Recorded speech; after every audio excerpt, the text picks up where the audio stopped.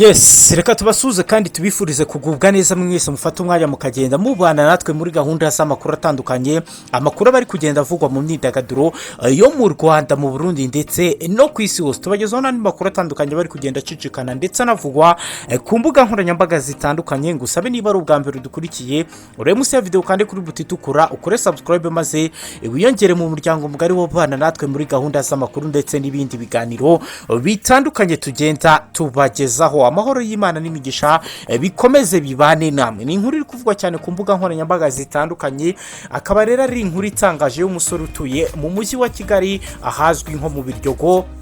Aho rero umusore ku munsi wo kuwa mbere ku itariki ya 6 z'ukwezi kwa 12 umwaka wa 2021 yakoze ibintu kuri ubu ngubu rero bikomeje kugenda bigaruka ndetse bikanatangaza abatari bake. Akaba ari byo tugiye kugaruka tubabwire byinshi ndetse nuko byagenze. Ngusaba ubane natwe kandi niba ari n'ubwa mbere dukurikire munsi ya video kandi kuri buti tukura ukore subscribe maze wiyongere mu muryango mugari wo babana natwe muri gahunda z'amakuru ndetse n'ibindi biganiro bitandukanye tugenda tubagezaho. Amahoro y'Imana n'imigisha bikomeze bibane namwe. Ni umusore utuye ahazwi nko mu Biryogo, ni mu murenge wa Nyarugenge mu karere ka Nyarugenge. Akaba yakoze ku munsi wo kuwa mbere yarakoze imibonano mpuzabitsina yabanje kunywa ibinini byongera ubushake bizwi nka Vigra, bituma rero abaturanyi bahurura bazi ko ari kugirira nabi umukobwa bari bari kumwe. Hari ku mugoroba wo kuwa mbere ku itariki ya 6 z'ukwezi k'Ukuboza umwaka wa 2021 nibwo uyu musore yasabwe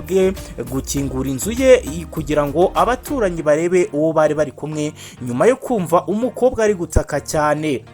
Amakuru rero agera ku itangazamakuru avuga ko uyu musore yari yasuwe n'umukunzi we, bari bamaze igihe batabonana banakora imibonano mpuzabitsina. Uyu musore ngo rero yari yiteguye cyane. Uyu mukobwa abanza kugura ibinini bizwi nka Vigra ngo nyamukobwa ataza kumunyuzamo ijisho. Ibyishimo rero byaje kurenga igipimo, umukobwa induru ayiha umunwa karahava. Abaturanyi rero babanje gukeka ko yizihiwe, urusaku rero rukomeje kwiyongera, bagira amakenga bategeka uwo musore gukingura umuryango yabyanga bakawumena, kugira ngo rero abaturanyi berekane ko nta mikino. Baje bitwaje abagize urwego rushinzwe kunganira akarere mu gucunga umutekano daso.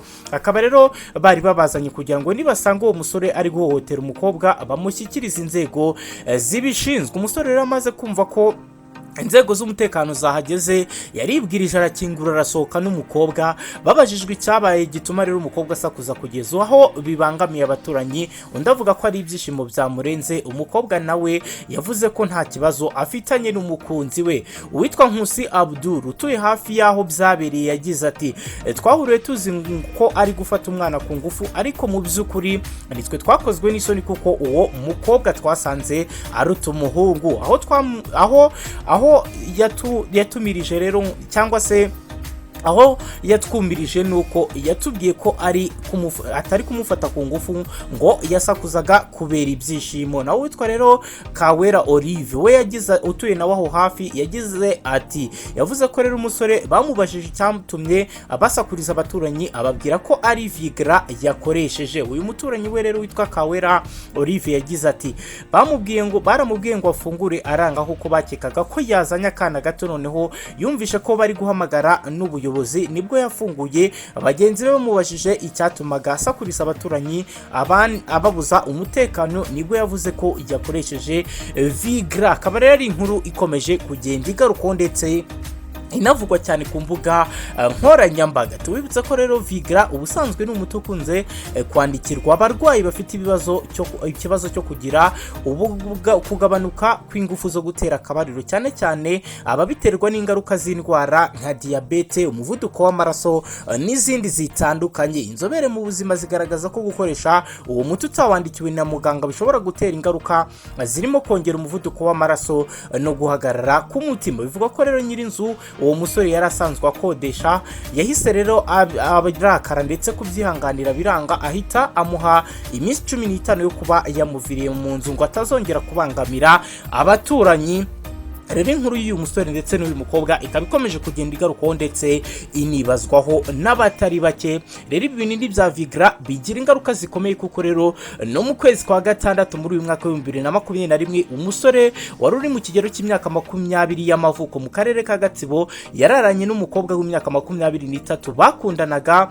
Bukeye mu gitondo asohotse mu nzu yikubita hasi ahita yitaba Imana mu buryo rero bwakomeje kuba mayobera. Urupfu rw'uyu musore rero rukaba rwaramenyekanye mu gitondo cyo ku itariki ya 20 z'ukwezi kwa gatandatu umwaka w'2021. Akaba yaraguye mu kagari ka Nyarubuye mu murenge wa Kabarore mu karere ka Gatsibo. Amakuru rero yagiraga mu itangazamakuru nuko hari ku wa gatandatu ku itariki ya 19 z'ukwezi kwa gatandatu uyu musore rero yari yararanye n'uyu mukobwa bivuga ko bari basanzwe bakundana, gusa ngo rero ubwo bakoraga imibonano mpuzabitsina uyu musore akaba ashobora kuba nawe yarafashe imiti ivugwaho kongera ubushake mu gukora imibonano mpuzabitsina izwi nka Vigra. Watanze amakuru rero yavugaga ko aba bombi baryamye. Bukeye mu gitondo umusore abyuka agiye hanze ahita yitura hasi yitaba Imana. Bigakekwa ko rero iyo miti yari yafashe mbere yo gukora icyo gikorwa rero cyo gutera akabariro ariyo yatumye agwa hasi. Umuyobozi rero w'akarere ka Gatsibo wungirije ushinzwe imibereho myiza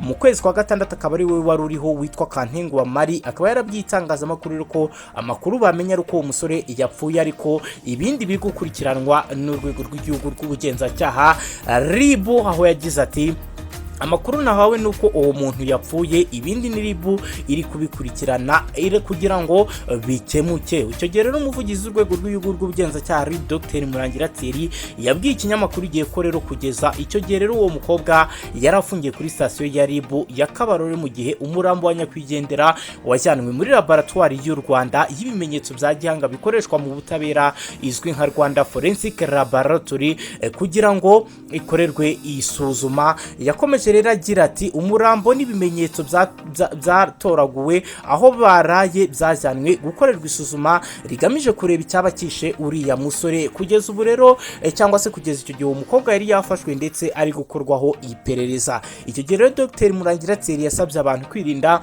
gukwirakwiza ibihuha, ahubwo bagategereza ibisubizo bizagaragazwa n'iperereza rishingiye ku kizava mu bipimo bya laboratoire y'u Rwanda y'ibimenyetso bya gihanga bikoreshwa mu nkiko. Akaba rero ari inkuru yakomeje kugenda igarukwaho ndetse rero n'inkuru y'uyu musore nawe wo mu Biryogo ikaba ikomeje kugenda igarukaho ndetse inavugwaho mu buryo butandukanye, aho yakoze ibidasanzwe abaturanyi bagahurura ndetse n'abandi bantu bagatangara bitewe n'ibyo yakoraga. Ibintu rero bikomeje kugenda bigarukaho ndetse bikanavugwa mu buryo butandukanye. Nkwibutse ko rero aya ni amakuru aba ari kugenda acicikana ku mbuga nkoranyambaga zitandukanye. Nkwibutse ko tubagezaho amakuru atandukanye bari kuvugwa mu Rwanda, mu Burundi ndetse no ku isi hose. Tukabagezaho n'andi makuru atandukanye bari kugenda acicikana ndetse anavugwa ku mbuga nkoranyambaga zitandukanye. Ngusabe niba ari ubwa mbere dukurikiye urebe munsi ya video kandi kuri buti tukura ukore subscribe maze wiyongere mu muryango mugari w'abana natwe muri gahunda zose tugenda tubagezaho. Amahoro y'Imana n'imigisha bibane na